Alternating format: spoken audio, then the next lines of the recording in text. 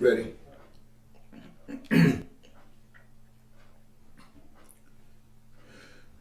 Good morning, afternoon, evening, ladies and gentlemen. Hope everybody's doing well. I'm George Moss, host of the program comes on at 2 o'clock here at allpointstv.com. The program called What's Going On, and we're here from 2 o'clock to 3. And every second and fourth Mondays, we precede the program that's called Sartorius Black History Corner. And this is the fourth Monday, but they will not be in the studio this afternoon because of a situation that came up at the last minute. But we are carrying on here, and we're very happy to have you out there with us this afternoon. Or if you're tuning the program in at some other time, we are there for you at that time as well. And the technicians here at the studio make sure that soon after we tape, and we do tape for the hour from 2 to 3, but we put the program up soon afterwards, and you can see it at your own leisure, as many of you have been doing. We want to invite you into watching all the programs here at allpointstv.com, because all the programs here are, we think at least, very quality programs. And you'd be surprised of how much time we're putting into putting the programs on. A lot of time goes on behind the scenes. And I have some sense here about working in this studio, what it looks like in some of the larger studios like these networks. I just can imagine how much preparation time they put in what they're doing because of the nationalization of their programs. But we are more of a local-based program. We put a lot of hours into it here as well. And we want you to stay with us as we go to some other levels of our presentation. Today, I'll be looking around for different cameras. We have some different cameras here today.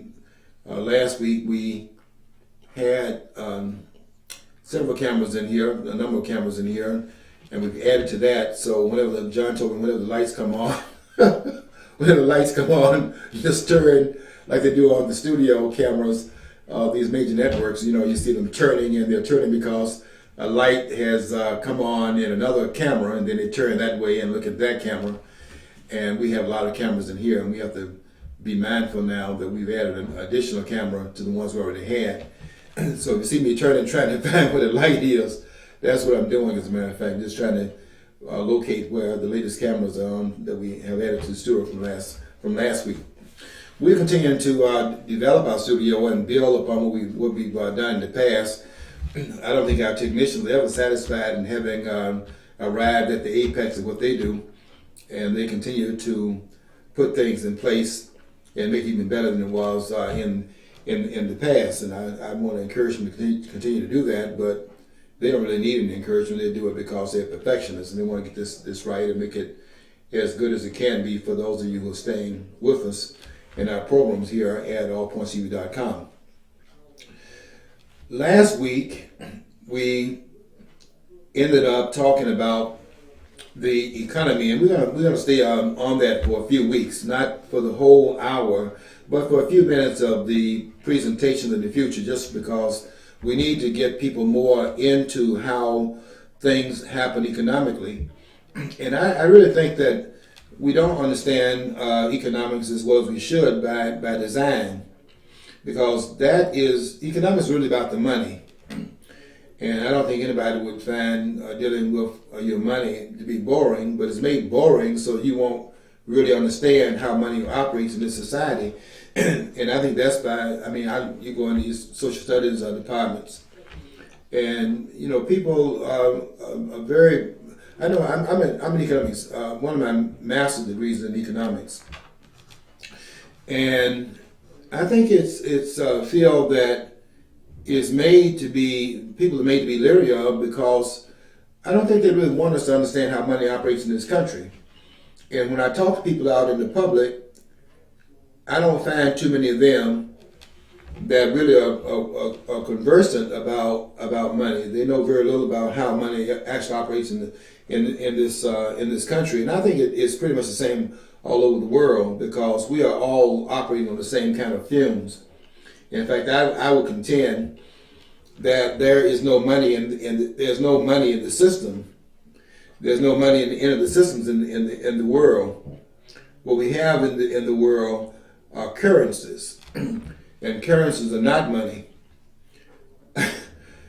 You know, we went off of we went off of a monetary based system in 1971, and all countries went off of the economic currency, the monetary system at the same time in 1971, because we went off of the Bretton Woods Agreement that had been the agreement was made at Bretton Woods, New Hampshire, in 1944, when the war was winding down. You know, we were fighting in World War II, and the war was winding down. The Allies were now getting ready to prepare for what was going to happen when the war finally came to an end, and it did come to an end the following year. But they had to plan for that, and they're beginning to plan what are they going to do with all of the economic collapses that occurred during war, because unlike what most persons believe, when you're fighting a war, wars are devastating to economies. And the only time that it actually builds an economy is when those countries that are benefiting from the war that are not in it. But if you're in the war, then your resources are being used up. And we were doing well outside the political and war theater up until 1941, when Pearl Harbor was bombed, and we get into the war in full measure the following year, 1942. But prior to that, and even during the war, we were able to be of some catalyst for those that were involved in the war. We were providing materiality to the war, and that, of course, built the economic engine over here and made the U.S. the number one economy when the war came to a close. Well, I said that in 1971, all the economies went off of the monetary system. There's no money in these systems. What you have in these systems now is that you have currency. And currency is not money.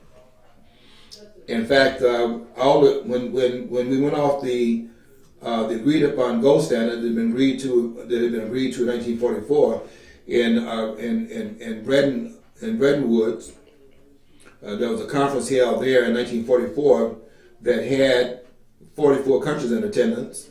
John Maynard Keyes, you were there, spreading your economic. Your lack of economic understanding. I mean, there's John Maynard Keyes, and there's the school, the Austrian school, that is a much more.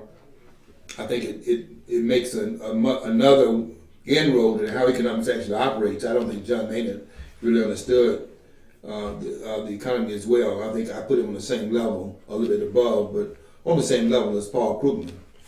And although Paul Krugman got a Nobel Peace Prize in economics, I don't get the impression that Paul Krugman is really any outstanding scholar, nor was this person they have over here at Chicago University that worked in the Obama administration, Oglesby, who was the economic advisor for 2 years, but had to go back to the university because he would have lost his tenure track if he stayed away longer. So he stepped down and went back to his tenure post at the university. I didn't get the impression that he knew anything. And very few people, I don't think any of the politicians, but very few people understand how money operates in these varying economies. And I'm going to say a few things here that hopefully will bring a little bit of light. We can't cover everything in just one program, but I want to say a few things that will get us to become a little bit more aware of how "quote unquote" money operates. And I said earlier that there is no money in the economy. What we have in the economy is something different. And I'm gonna point out what that difference is, because I think it's going to be very surprising when you find out what is in the economy passing for money. And I think that's going to be like the trigger of this conversation, because what is in the economy passing as money is not money at all. What's passing for money is debt.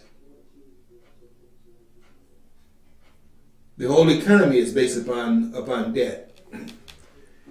Debt that cannot be paid off, because when money is born into, when I use the word money, I'm really talking about currency, because we have currency in the network.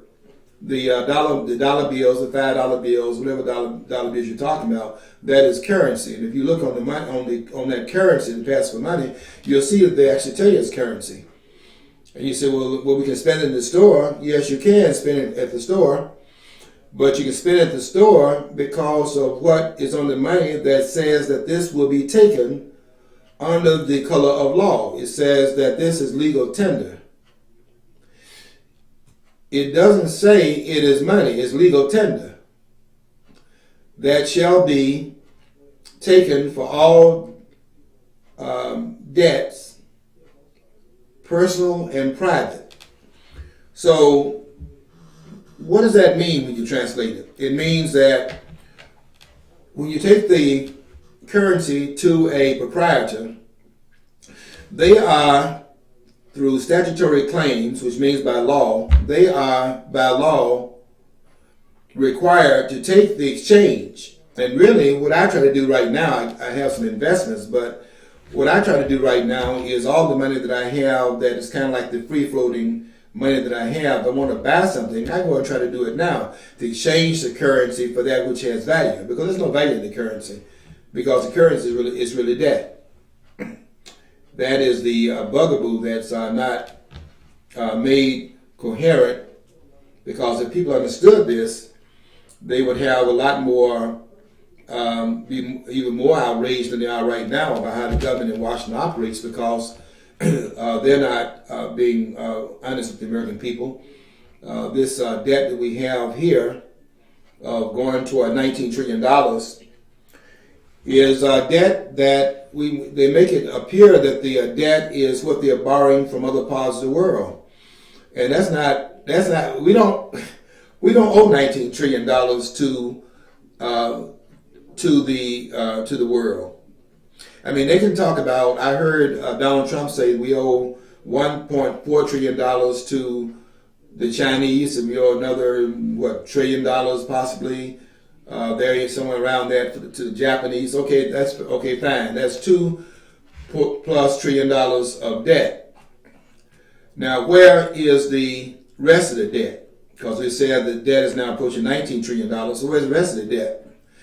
The rest of the debt is what Samuel Lee Jackson is talking about, but he doesn't know what he's talking about in that commercial. He's just up there mouthing some words, reading a teleprompter. And he asks at the end of the commercial, what's in your wallet? What's in your wallet is your debt. It's the debt of the country. Everybody's around here carrying the debt, because the debt is a currency. And you can now see the problem in terms of trying to reduce the debt. Because if the debt is a currency and you're trying to reduce the debt, then what happens when you, in fact, reduce the debt? Let's say that you reduce the debt so that the debt becomes extinct. Let's just say that you do that. What do you think you've done? If you say, and I'm saying that the debt is a currency, what happens if you then extinguish the debt? Let's say you just get rid of the debt in its entirety. What happens to the currency if you, in fact, get rid of the debt? And when I say get rid of the debt, I'm talking about getting rid of the principal of the debt, because you can't get rid of the debt, because the debt is the principal plus the interest that's placed on top of the currency. Because when the currency is created, it is created in debt with interest attached to it, a markup of 6%, and all quote unquote currency that is put into the currency stream, so that all currency that is in existence has interest attached to it, which means that it is impossible to pay the national debt off. And any time I hear politicians saying that they're going to, number one, they're going to reduce the national debt, and number two, they're going to pay the national debt off. Those persons are talking nonsense. They're either doing it because they don't understand the way the currency operates, called money in the currency stream, or they are outright lying. I think that mostly politicians are just outright, they're not lying because they don't understand what it is they're talking about, because they don't really run the economy. The Federal Reserve does. And if they had to run it, it would be in worse shape than it is right now, but it's in pretty bad shape because of what the feds are doing. But all money born into existence is born into existence through debt, created out of thin air, created out of nothing, and then out of that nothing that's created, then interest is attached to it. So I was asking, what would happen if you, in fact, got rid of all of the debt this country, has, $19 trillion. Let's say you start to reduce the debt. Well, over here, the currency is a debt. So when you reduce the debt, what you're doing here is crashing the currency down at the same time. So that to eradicate the debt is then to eliminate the currency supply. Because it's the Dr. Jekyll and Mr. Hyde, the flip side of each other in the currency stream. I asked one of my friends, we were talking about this topic, I think it was probably Wednesday last week. And he had just bought a car, and so I wanted to tell him about how that operated. So I asked him, I said, when you did you buy the car at the bank, or did you go to your credit union? How did you buy the car? He said he went to the credit union and borrowed the money. And I said, really? You borrowed the money? Okay. Did they go in the vault and take the money out and put it in your hands? I mean, did they go out there? Did they say, okay, my friend's name, I'll give you his first name. And since a lot of persons named this person, then you would know which one it is. His name is Mike. And I said, Mike, did they go in the vault and take the money out of the vault and put it in your hands and tell you to go there and buy the car? What did they do? You said they gave you the money. You went to the bank and you got the money to buy the car. And I said, really? So how did they do that? And he told me that what they did is that they wrote a check and he carried it to the dealer, and that's how the transaction was, in fact, that's how the transaction was made. So I asked him, why didn't the credit union or the bank, why didn't they simply buy the car and then sell the car to you? I mean, if it's all one and the same, why didn't the bank go and buy the car and then have it, you call them and they have it sitting here waiting for you, so you wouldn't have to go to the dealer to buy the car? Could have saved you some time, and your bank would have been applauded, and you would have been happy, and all of that. So why didn't they do it that way? And he thought the question was ridiculous. But the point I was making was that the reason why the credit union or the banks don't go and buy the product before you get there and have it waiting for you once you arrive is because the money doesn't exist until you borrowed it. In other words, the currency that he bought the car with didn't exist until he made the claim upon the money. The money is brought into existence in debt by him, in fact, asking for the debt. In other words, it's a figment of his imagination that exists. It doesn't exist. So how do you pay the debt off, and who is it owed to? It's owed to the people in the country. It's owed to. And it'll be paid off by those who are coming after us into the future, because they're borrowing money. The money that they're actually borrowing, since it's born into debt, is being borrowed from the prosperity of the future. Because the future doesn't vote right now. And if people understood that they're borrowing it from their children, I think they feel a lot different about this debt than they feel right now, because they're going to raise the national debt. I understand what Trump is saying and what these other persons are saying about their business acumen. We're going to bring jobs back here, and we're going to make sure we create jobs. Trump is always saying, we're going to create jobs. I think he will create jobs. But this is not about the jobs, because what you have here is expending over what the production of the country can produce. We have $15 trillion in our national product, our gross national product. We produce goods and services at a rate of $15 trillion a year. Our national debt is $4 trillion above that, And every year they are spending above the GNP, so that doesn't pay for the debt, nor does it decrease the debt. Debt will always increase, and it will increase necessarily because once it stops increasing, then the crash will occur. That's a catch-22 that's built into the economic network. I am telling you nothing but the absolute truth here. that the national debt, once they went off on fiat currency, national debt is impossible to be paid off. And it will always go up until the crash occurs. Because this currency, once it became a fiat currency in 1971, is going the way of all the fiat currencies that have been created in the history of the world. And I said those currencies. There have been approximately 600 fiat currencies that have been created in the history of mankind and womankind. About 600 of them. I would dare anyone, and there are 192 countries now in the United Nations. I would challenge anyone to find 600 currencies in existence right now. And the question is, and one of them was the Confederate currency. And so I would ask you this question: whatever happened to that currency? And that currency, I saw some of it when I was coming up. And nobody thought to save it because it had no value, because it was a fiat currency. And all fiat currencies eventually go down to a value of zero. That's why those fiat currencies that existed in the past, they were based upon nothing other than the word of it being backed up by the government at that particular point in time. Only the claim that was made on it by the government that it was good. All those currencies have gone out of existence. All fiat currencies will eventually go out of existence because they will eventually reduce their value down to zero. Because here's what happens. When you borrow money from a currency, it's like when you borrow money from, let's say you borrow money from a bank. When you borrow money from a bank, are you more wealthy or are you less wealthy when you borrow from a bank?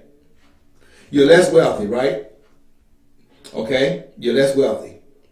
Because you have your resources, but you're borrowing with the idea of paying the loan back at some point in the future.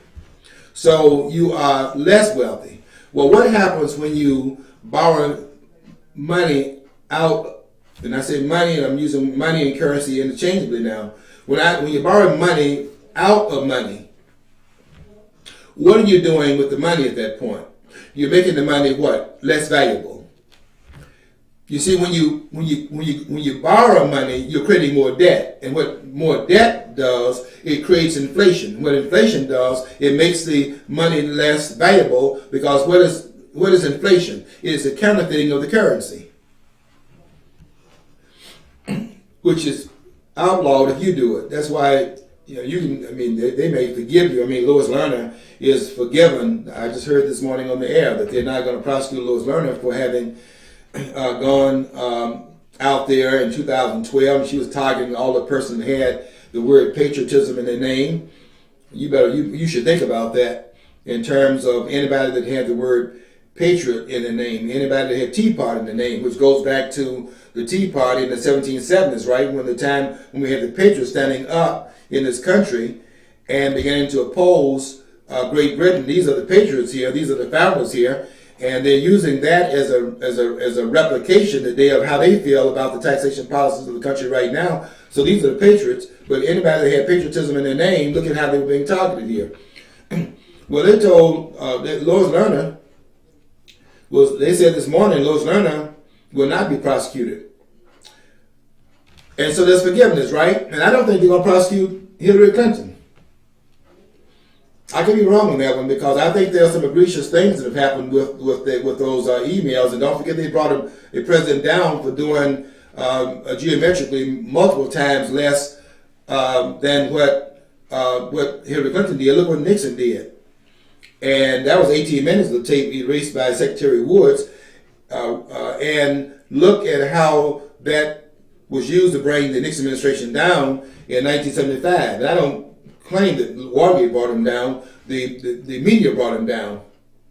And I've been saying that for years. And finally, people are beginning to recognize that I was right about that. When I said that years ago, people just were, couldn't believe I make that claim. I made that claim at that time after having read this book by Haldeman called The Ends of Power, and that took me back to the book written by Carl Bernstein and Robert Woodward. I don't call him Bob. I call him Robert Woodward because the two of them, and Benjamin Bradley of the Washington Post, and then this person is doing the editorial cartoons, Herbert Block, who did his editorial cartoons, the political cartoons, under the name Herblock. And they brought that administration down. There's no question about that. There was a coup d'etat that was brought upon Nixon in 1975, and the media brought him down.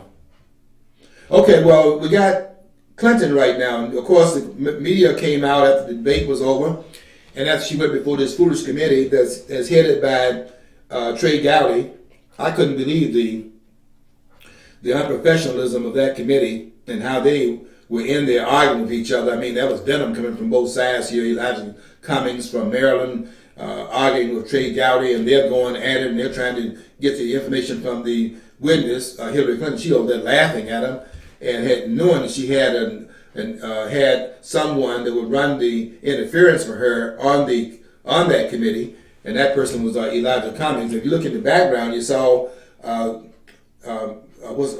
Jackson from Texas sitting in the background. They were all there because this was about Democrats and Republicans. It wasn't about getting to the truth. And it'll be interesting to see what happens, because I think what's going to happen here, they're going to have to find, the FBI is going to do its job. They're going to find that Hillary Clinton, because to not find that she has committed a criminal act, erasing those emails, if they find that there was not any criminal intent, no criminal actions that were engaged in, then they lose all credibility, and they are not going to do that. Now, what may happen is pass it up to Loretta Lynch, and she doesn't take any action. But I guarantee you, based on what is known right now, what was admitted last week, where they were saying that they were trying to say she hit it out the park, and they were declaring, even while the hearing was going on, that she defended herself magnificently, and there's nothing to see here. There is something to see here. Look at what was revealed there. And what was revealed first and foremost, and this is primary, was that they were saying, Hillary Clinton was saying within an hour of Benghazi, that they were aware that this was not a provocation based upon some person in California making a video that had offended some folks who just simply went out there and demonstrated, and the demonstration it got out of control, and they went in there with what, torpedoes, machine guns, and they just happened to show up all of a sudden. That was a revelation that was given there last week.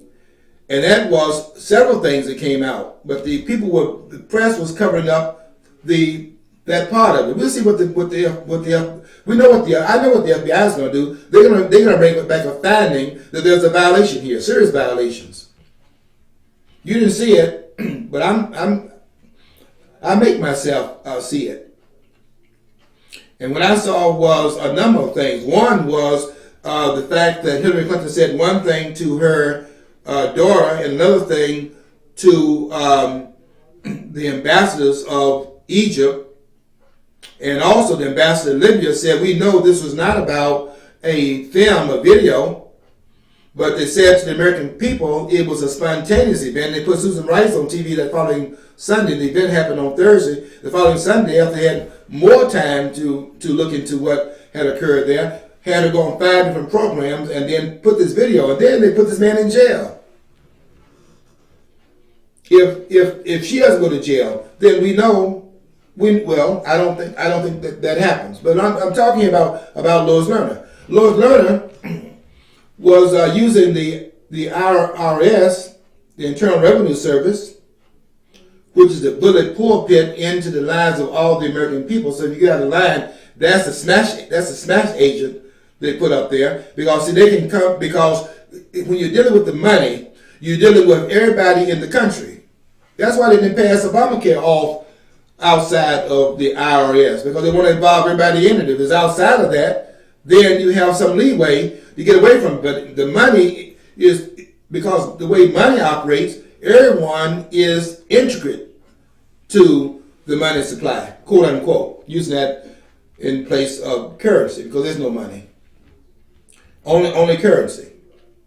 So we'll see then, since they have this morning declared nothing to see here with Lois Lerner, because she was only doing what? Picking on those who are most patriotic. People are talking about the Constitution, for example, which is seriously out of here, because the Constitution is abhorrent to everything that's going on in Washington right now. 3/4 of what's happening in Washington right now is unconstitutional. And all three branches of the government are renegade institutions. There's no check and balance system in the government, and every one of the three agents of government, the three different branches of government, organized in Article 1, Article 2, and Article 3. All three of those are outlaw organizations. And there's no check and balance in the nation's capital right now. So, and then the money is another part of the scam.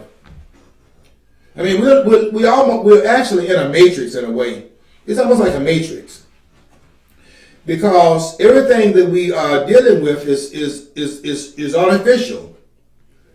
And I made this claim in my Facebook post. I got a lot of persons people repost what I write, and when they repost it, people do not come on my wall anymore to challenge me, because they thought that I was just another pretty face, and they stopped challenging me on my wall, because I got them, because I do not suffer fools gladly, and I got them out of my face on my wall. So what they do now, they wait until I post and wait until somebody repost, then they go. Then they go over there on the repost, and then they challenge what I write on that repost. I follow them over there too, because I intend to shut this noise down. Because until we get the noise out of the way, we cannot really understand coherently what's going on to be able to reclaim that which belongs to us. And what belongs to us is our liberties in this country, and we also are owed a future for our children and our grandchildren in this country, which they're not only taking our liberties. They're taking the liberties from those who will be born into the future. And they have to be stopped. But you can't stop them if you don't understand all of the intricacies of what they in fact are doing. We are in a matrix. We are living in a matrix in the United States and the rest of the world. And the world went off into it because of the nation's capital. And I think it goes back. I don't have to think about it going back. I know it goes back to 1944. And nobody's going to jail over this, but they should. If I had my druthers, and I don't have any power, but if I had my druthers, everybody in Washington would be in jail. Because that is a criminal enterprise. And I'm not stating this as some renegade, never stated proposition by anyone else. Other people have said this, said it in different terms, but they made the same claim. The book by Peter Schweiker, for example, where he talks about one of his books is called "Throw Them All Out." I didn't write that book; he wrote it, and he has another book out where he's talking about this malfeasance that goes on. I heard John Boehner saying it's not true, but he was talking about the graft that goes on. This idea that people in Washington are bringing money to the politicians and they're corrupting the politicians through these lobbyists. This is not what's going on. What is happening is that you have to take that money to these politicians in order to make them leave you alone. And if anybody doubt that, I have some sources for that one too. And the source for that one is the book written by De La Renza called How Capitalism Saved America. Go read that book. And go and see how Bill Gates got baptized, because he thought that the way you actually do business in America, because this is America now. Yeah, it's America, but it's America in a post-mortem period of a lot of things that happened before we got to this particular point here. I mean, that's the incremental steps we took to get to this place right here. And these progressives that are behind the scenes have brought us from that point, starting with the first progressive president, Theodore Roosevelt, and he's the first progressive president we've had in this country, and they've been methodically working underneath the radar. From that point, he took the presidency over after McKinley was shot. And I think we need to go and look at that. Seriously. Look at William McKinley. Enough said about that. And then Theodore Roosevelt comes in 1901, and we got a progressive in the White House. Let me just tell you what they did there, which nobody was talking about. You see, I was in the classroom of economics, but I was also studying underneath the radar what they were teaching in front of the classroom. I paid attention to notes on that. But I was also doing my own research. I mean, I got a master's in that, but the master's on the test. I wasn't taking that nonsense up there in front of that room. I knew the guy didn't know what he was talking about. He was talking about what he had been taught. And I took notes on what to pass his test, but I didn't go. I didn't fall for that stuff. I was reading something I was reading it where I can learn it for myself, and I did well in those classes. And I sat there. I decided I was not going to get thrown out of the class like I did when I was in undergrad school. And I decided I'm not going to get thrown out. I'm going to pass the class and do that which I need to do to get my paperwork there. But I'm not going to accept the things they were talking about in that classroom because I knew what he was saying was not true. I knew he didn't understand it. Just like Paul Krugman doesn't understand what he's talking about. And Oaksby doesn't understand it. They don't understand what they're talking about. Just like the politicians don't understand it. Ones in Washington, D.C. I was reading Washington State. I was reading this morning about the collapse of the $15 an hour. They were saying that they've lost 700 jobs in Washington right now, which, if you knew anything about economics, you knew that was predictable. Because I know for a fact that you cannot, through fiat claims, suspend and impugn the integrity that's built into the marketplace, because the marketplace decides. Politicians don't decide. The market decides. And when you do something and you shake the economic web by doing one particular thing, the entire economic web shakes. And so when they raise the minimum wage just through fiat, as if let's pass a law against gravity. So that when you jump out the window, you won't fall. Let's pass a law to stop that. And see how that works out. You can't pass laws against economics. I mean, there are certain economic laws in place. You can't pass laws that will suspend supply and demand, which is a basic law in economics, for example. You can't do that. So they think they can pass laws. And they think they can actually make an agreement. They're going to back up the currency as they did in 1944. They can back the currency up with so much gold, and they can break that and back it up with nothing but their word. And it has no effect upon the money being outside of what I call a matrix. You create a matrix when you do that, and that's why I say that they are not the most corrupt politicians in the world. They're the most dangerous politicians in the world. And I don't think this is even controversial. And I would quote some people that have written about this in different ways, have made the explicit claim that I'm making here that they're dangerous, but they certainly have implied it to be the case. Take the book written by Woods called Who Killed the Constitution? Well, whoever killed the Constitution, those persons are criminals. Because the only ones that can kill the Constitution are the ones that have political power backed up by guns that they don't want us to have. So you got to understand what you're dealing with, and you're dealing with criminals. These are criminals. The politicians in Washington, these persons are criminals. And they're dangerous. I have a lot of stories about that.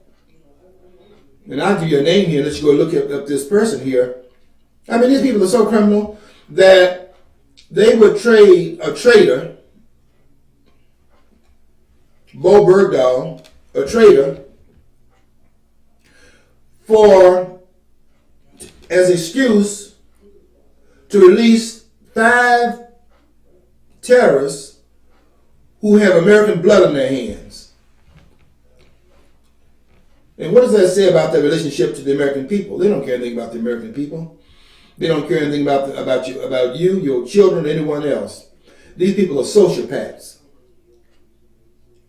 Anyone that has done all the things that I see them having done in this country to bring the greatest country in the world down to its knees. Do you understand what has happened in this country over the last 100 years, starting around 1900?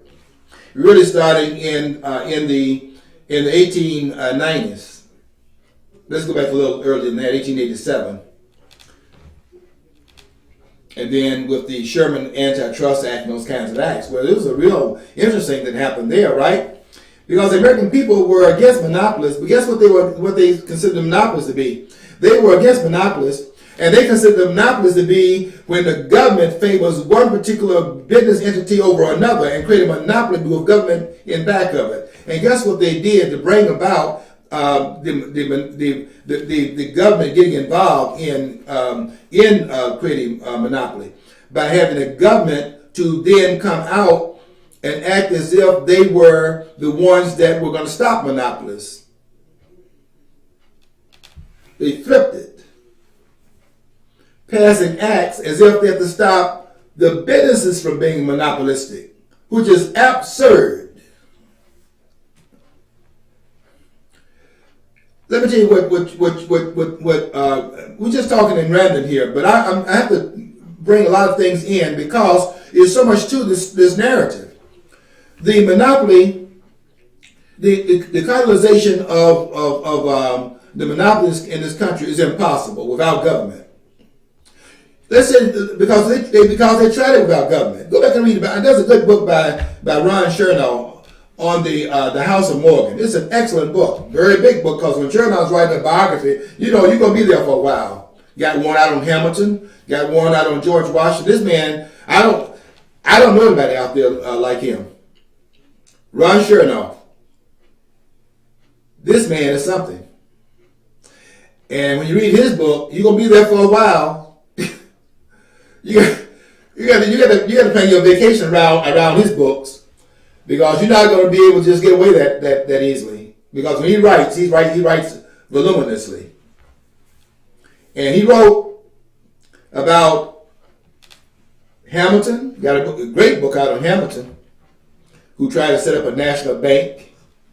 And I mean these big government people wrote about Hamilton. Wrote about so the banking network. The whole financial enterprise. Well, you see, they tried the colonization of money in the country. In other words, what the businesses are going to do is that they're going to get over here and decide to bring all the people in this particular business in. They're going to set a certain price, and they're going to go out here in a monopolistic manner, and they're going to do it based upon some agreement in the room. And would you know that they tried that time and time again? How many times did it work? 0. Why? Because in the attempt at colonization of the economy through businesses, some businessman that makes the agreement decides that, wait a minute, while they're agreeing to do this by raising the rates up so it becomes a monopoly rate, I can come in here underneath that rate and make more money for myself. And they found out every time that they tried to do that, it did not work. And so the attempt then was to bring about colonization by involving government, because it will only work when government is involved. And so they flipped the switch there. And so rather than having a monopoly, which was the government favoring one business over another, which creates a monopoly, what they did was they flipped it so that the government, the progressive government, would come in as being seen as those that are stopping monopoly, which monopoly cannot go on unless, coercive monopoly cannot go on unless government's involved in it. Every time they tried monopoly, there has not been one coercive monopoly in the history of America that didn't have government in back of it. Because monopoly doesn't work.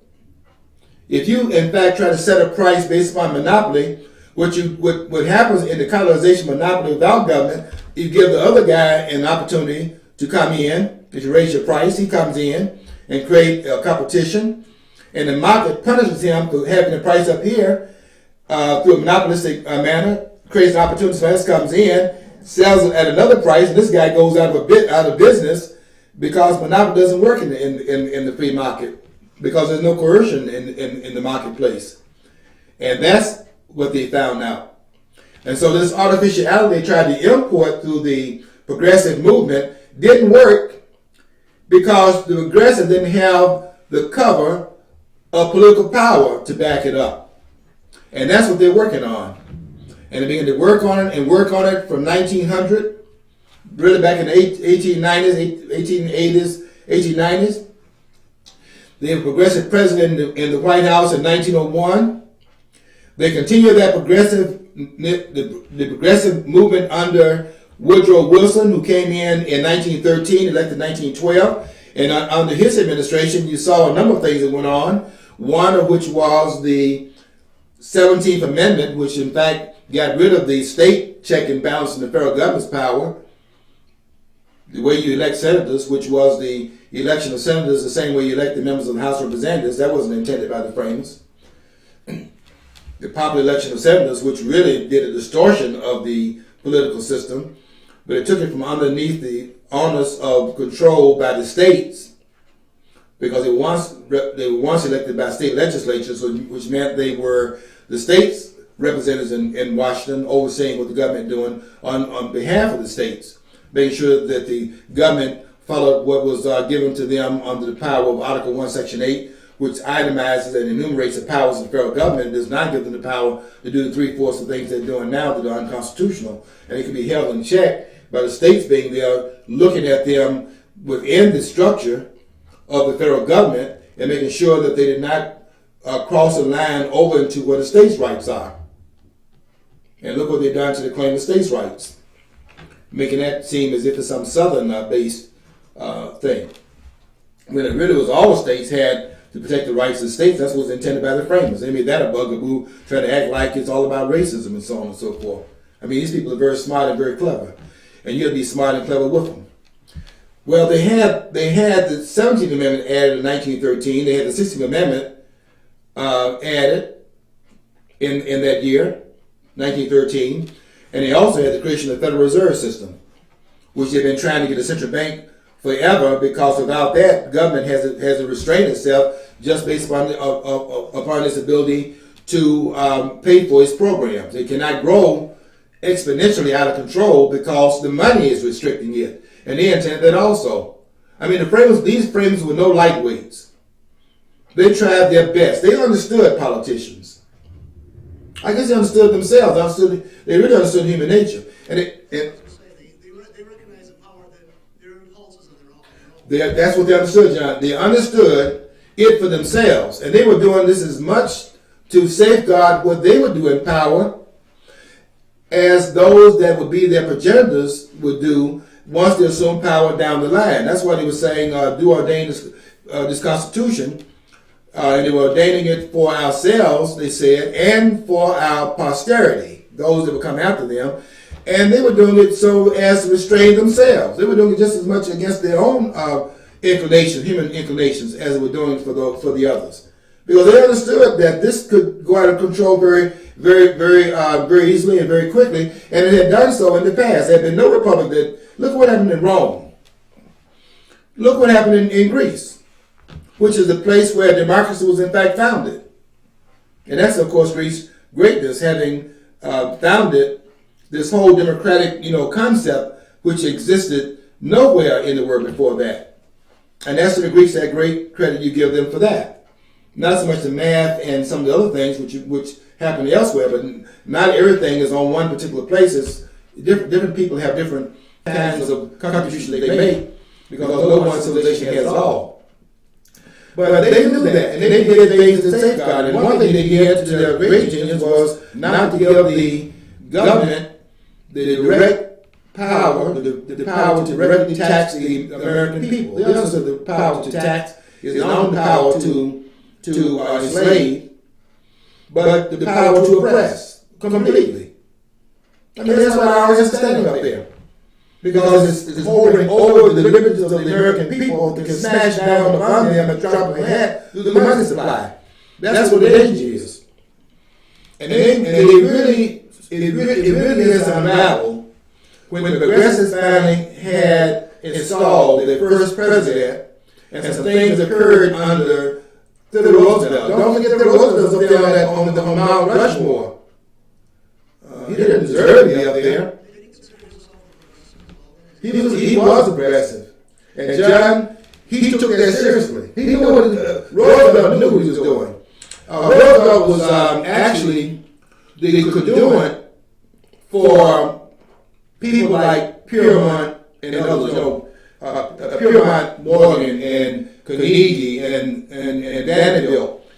What's the other guy's name? The one on the railroad. Some of these others out there. This is during that time period. And then I can even bring a Black History point in here. Booker T. Washington was also of some use. See, don't forget that Theodore Roosevelt brought Booker T. Washington to the White House to a lot of the consternation of those in the South that thought that this would create some problems in the southern states by the implication of that equality between blacks and whites, given the standing in the South. And look what has happened with Booker T. Washington up there. This was a problem for them. They were decrying that. Why did Theodore Roosevelt bring Washington to the White House? Because Booker T. Washington had set up an industrial training school, and the industrialists were having problems with their workforce. And if you have a training school where there are black workers being trained as competitors, then that could be put into the labor stream, and that could in fact work to nullify some of the things that are going on in the workforce. And those hands in there, they say lunch, they made it lunch, and they always say, the guests are coming to dinner. And the person had dinner was Booker T. Washington. And that was a real storm that was created over there. The question is, why was he there? And what use was being made of him by Roosevelt and those that went back to Roosevelt? And why was Andrew Carnegie and Kellogg later on and some of the others financing Tuskegee Institute? Why that going? What do you think that was about? I mean, I understand no bleed. What's that word you gave me, John, once for no bleed? Which means, yeah, that's right, no obligation. Where you obliged to, as a multi. Carnegie had the equivalent. He had like $300 million at that time. That's like $400 billion a day. If you calculate the wealth, it's like $400 billion given given the depreciation of the currency right now, the fiat currency right now. The currency has been valued so that amount during that time period amounts to this much, at this time period.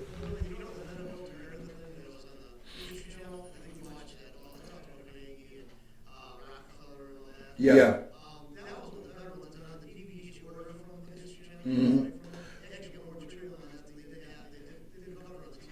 John Nelson makes some programs on the History Channel, and I watch a lot of YouTube videos, but there's some excellent information there. And the way I compensate for that is I simply don't turn the TV set on, and I get a lot of my information just watching what is happening in the last license part of the media.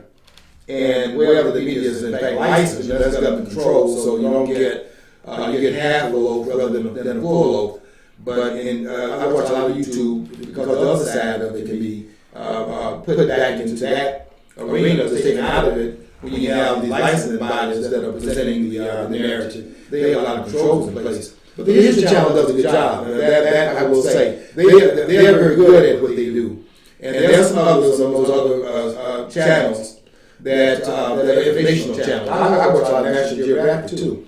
I like these animal programs as well, but when I'm getting information that are newsworthy kinds of things, I'm watching those programs that come on that do not have the same kind of there's some bias in it. But I'm talking about those that are not so extreme as you have in these networks where that's very extreme. That's what Donald Trump is talking about. He's talking about the social designers and so on and so forth. but I want to make my main point. The main point is how things get unraveled under these progressives and how things got out of control starting around the latter part of the last decade of the 19th century, and then the first 2 decades of the 20th century. It had really gone down the road in a very cavalier manner, undetected and under the radar of the American people, but the foundation was being laid for it. And almost everything that happened later on is happening because of that foundation that was in fact laid, particularly under Woodrow Wilson. I mean, look what happened under his administration. And ask yourself the question, why? And also ask the question, where did he come from? He came out of those Ivy League schools. He was the president of Princeton University, which was a progressive institution this very day. And look at what happened under that administration. I mean, look at the fact that we had not had an amendment added to the Constitution between 1803 and 1865, with the 12th Amendment added in 1803 to the Constitution. For 62 years, the Constitution had not been amended from 1803 to 1865. How is it that all of a sudden, in 1913, we are adding, of course, we had 3 amendments during the Reconstruction period because of the particular situation of the former slaves, so that has to be normalized. We have the 13th Amendment added, the 14th Amendment added, and the 15th Amendment added. And the last of those amendments added in 1870. We don't have another amendment added to the Constitution from Reconstruction to 1913. And in 1913, there were 2 amendments added to the Constitution. How do you explain that? How do you explain what's going on when the Constitution was ratified so quickly, almost in an automated kind of way, when the Constitution had been barely amended? I mean, the first 10 amendments was added at one time, right? In 1791, we used after the Constitution been ratified. Because they had agreed to do that at the ratification moment, because they were saying that it was not ratified unless they also had some things come out to it. Once the Constitution was put in place, we amended to add in certain things that restrain government's power. Well, let me ask you this question. We know that the Bill of Rights was to restrain government power, right? Let me ask you then, what do you think happened in 1913? Do you think those 2 things were also in the ballpark of restraining power, or were they in fact taking the country in a different direction? Not to in fact restrain power, but to in fact what? Increase power on their level. The 16th Amendment, the purse strings. And when you open the purse strings up by giving direct taxation, forbidden in the original Constitution, and you allow for the popular election of the senators no longer elected on the state, what does that do to the federal government? It grows, expands their power. You went in a different, totally new direction.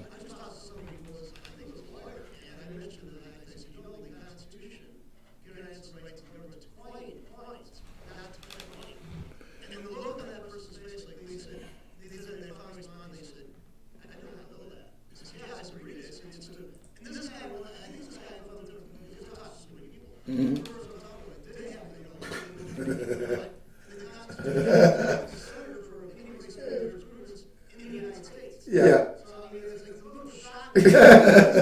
They are shocked.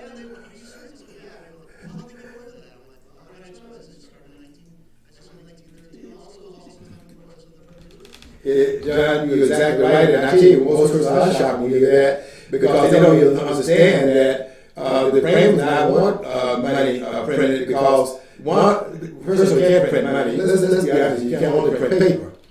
That's paper. It's being you churn paper out. Money can't be printed. And if it could be printed, you couldn't have restrain it because you printed it at whatever rate so that you never run out of money. Just simply print the money. If your printing money could be done, then why don't you just print all the money that you need and then there be no consequences? Well, that can't be done. and money can't be printed.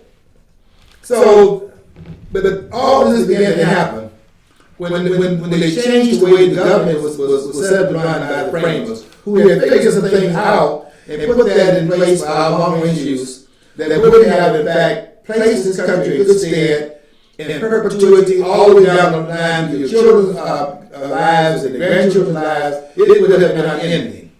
But the politicians got involved in it. And they got involved in it starting in really, I know the foundation was laid in 1913, and the other round in 1944. They really started in 1971 when the government had no choice than to do what Nixon did, and that was to take the government take us off the gold standard. But because everybody in 1944 had glued themselves to the currency of the United States, that would be printed at $35 an ounce, which was the Redwood Agreement, when the politicians in Washington decided that they had a Kansas story here, just printed money beyond the agreement that was in fact in place, and they printed $12 million more than they had the gold to back it up, then that became a problem. Particularly when they began to ask for the gold based on the extra currency that was out there, the counterfeit currency that was thrown out there. And when they began to do that, you either give them the gold and the gold, or you in fact take first off the gold standard agreed upon in 1944, which is what Richard Nixon did. And that's where we are right now. We're in a matrix, folks. We're in an artificial environment created by the politicians in Washington, and they're as criminal now as they were then. And I tell you something, Donald Trump, you and those other outsiders, Ben Carson and Khalid Fiorina, you all have a dogfight in your hand, and I hope you are successful. But the dogfight is over coming into that which is for the insiders, and you are the outsiders, and that's what you're fighting over. Won't you get inside though, because we might have a chance. Okay, we'll be back on this next week, because we're not finished yet.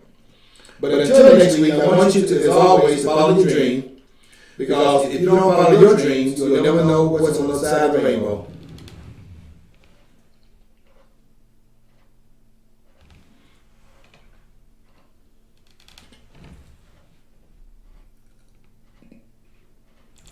Okay?